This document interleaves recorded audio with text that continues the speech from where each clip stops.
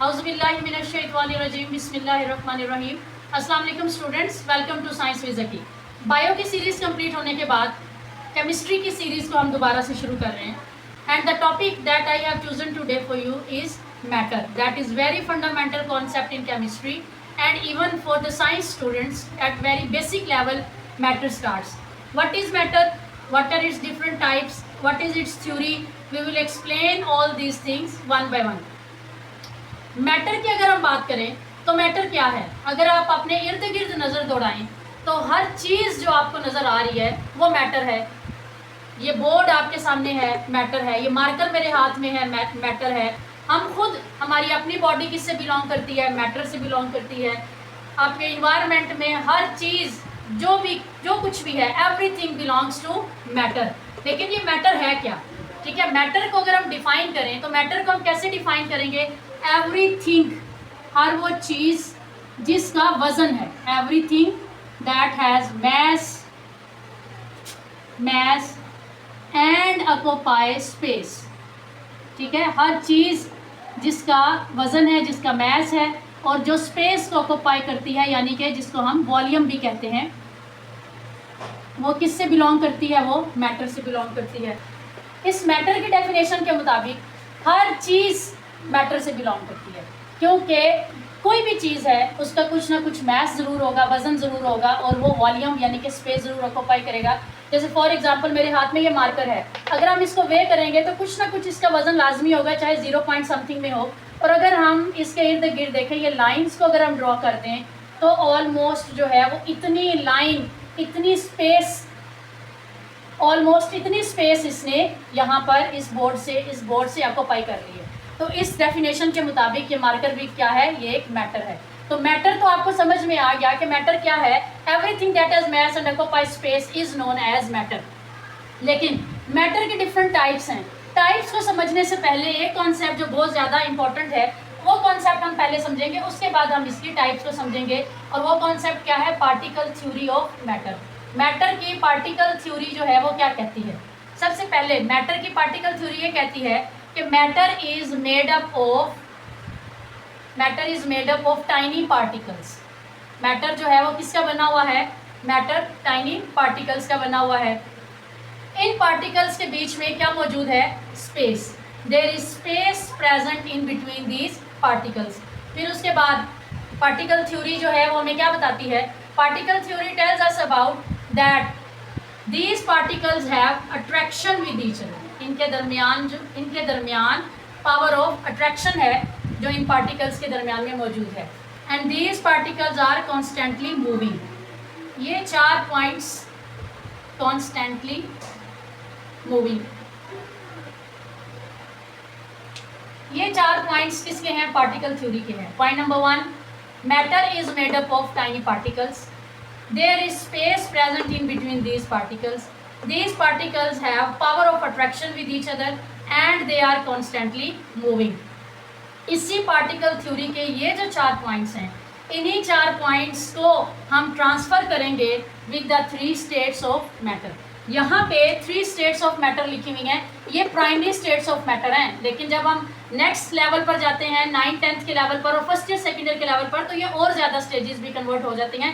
लेकिन हम basic in primary 3 stages को ही डिस्कवर करेंगे कि ये हमें क्या बता रही हैं। सबसे पहले देखें सॉलिड। इन सब में जो आपको राउंड राउंड से डॉट्स नज़र आ रहे हैं, ये किसको रिप्रेजेंट कर रहे हैं, ये पार्टिकल्स को रिप्रेजेंट कर रहे हैं। अब सॉलिड की डायग्राम को अगर आप गौर करो तो इसके जो पार्टिकल्स हैं, क्या यहाँ पर कोई स्पेस है, नहीं है।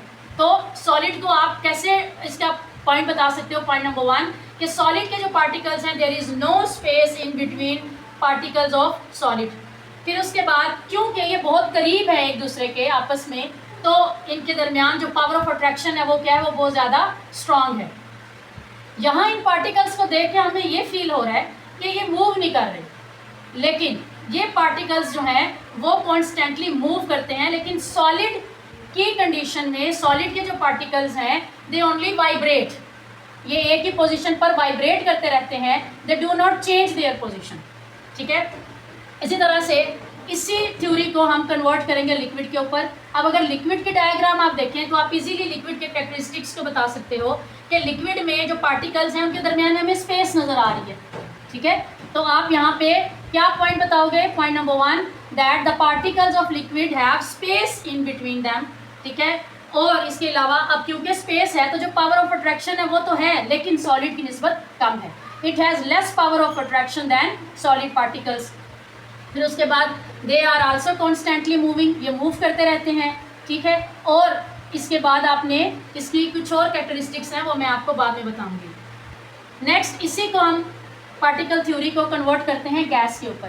गैस के पार्टिकल्स देखें, there is large space between gas, gas में हमें बहुत ज़्यादा स्पेस नज़र आ रही है और इसके अंदर डेफिनेटली पावर ऑफ अट्रैक्शन भी क्या होगी? कम होगी, क्योंकि ये बहुत दूर है। They are very far apart from each other and they are constantly moving and they are randomly moving, ये रैंडमली मूव करते रहते हैं। यही वजह है कि गैस की पार्टिकल्स आपके घर में अगर गैस का वॉल ओपन रह जाए तो बड़ी तेज़ी से स्मेल फैलती है। उसकी वजह क्या है? उसकी वजह यही है क्योंकि गैस के पार्टिकल्स एक दूसरे से बहुत दूर होते हैं और ये बहुत तेज़ी से डिफ्यूज़ हो जाते हैं एयर में, जिसकी वजह से फौरी तौर पर हमें इनकी स्मेल आ जाती है। परफ्यूम की भी यही सेम एग्जांपल है, उसके पार्टिकल्स भी बहुत तेज़ी से डिफ्यूज़ आउट हो जाते हैं इनटू द एयर। अब अगर हम इनकी आपसे मैं ये कहूँ कि अब आप इसी पार्टिकल थ्योरी को कन्वर्ट करो इनके कैरेक्टरिस्टिक्स के ऊपर, ठीक है, तो हम बहुत इजीली इनके कैरेक्टरिस्टिक्स को बता सकते हैं वन बाय वन। अच्छा, इस पार्टिकल थ्योरी को अब आपने कन्वर्ट करना है कैरेक्टरिस्टिक्स पे।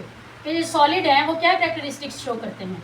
सॉलिड हैव फिक्स्ड शेप, ये देखें यहाँ इसकी शेप फिक्स्ड है। They have strong power of attraction between their particles and it's particles do not move randomly, rather it's particles vibrate and they have definite shape and volume.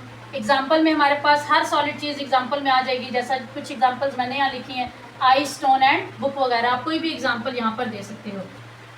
अब आपने liquid की ये diagram देख के liquid के characteristics को बताना है।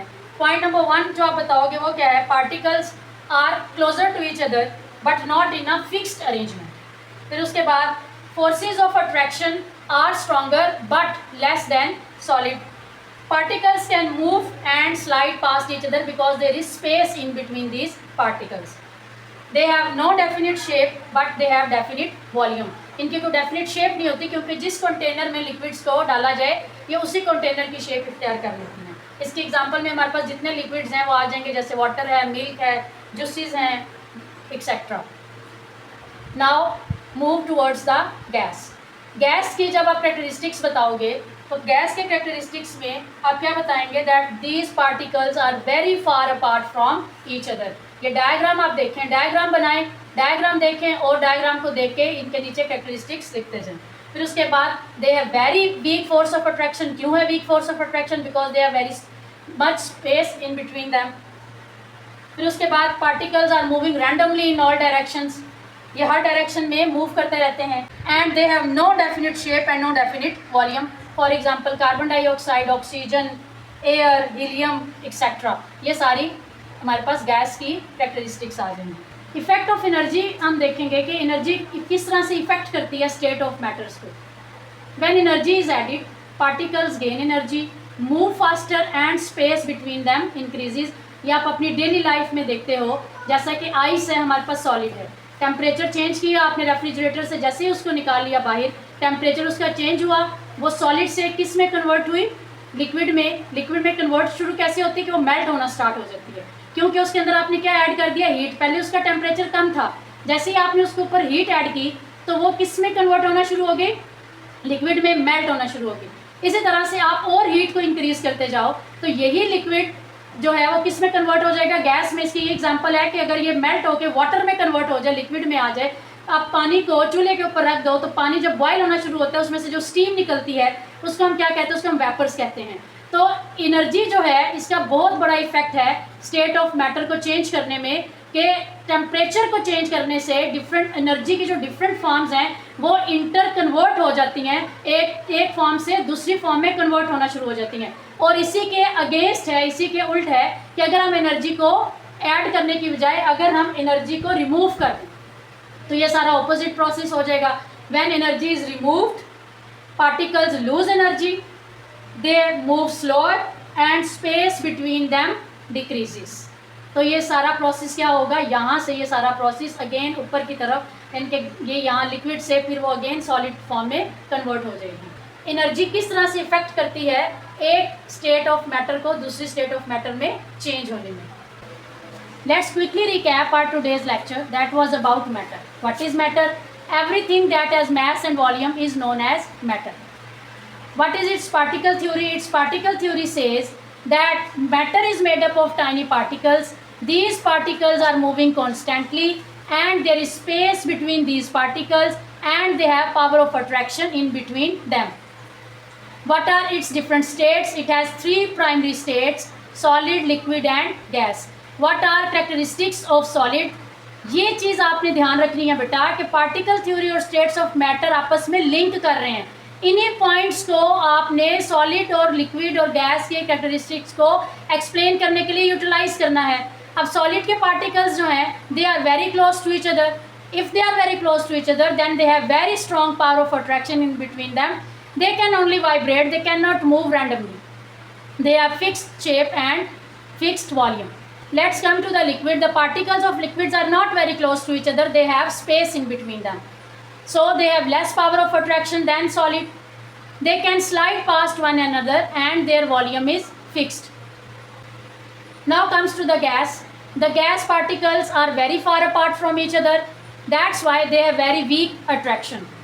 They move very rapidly and they have no fixed shape and volume. Now what is the effect of energy on matter? More energy means faster movement. Faster movement means more space, and more space means change of state. As you can see that ice can convert into liquid and then liquid can convert into gas, and all this is due to the heat. When we add up the heat, we can change the state of matter. I hope students you have understood today's lecture. For easy and powerful learning, make sure to subscribe to Science with Zaki. Press the bell icon and show your support by liking, sharing and commenting. Until next lecture, Allah Hafiz.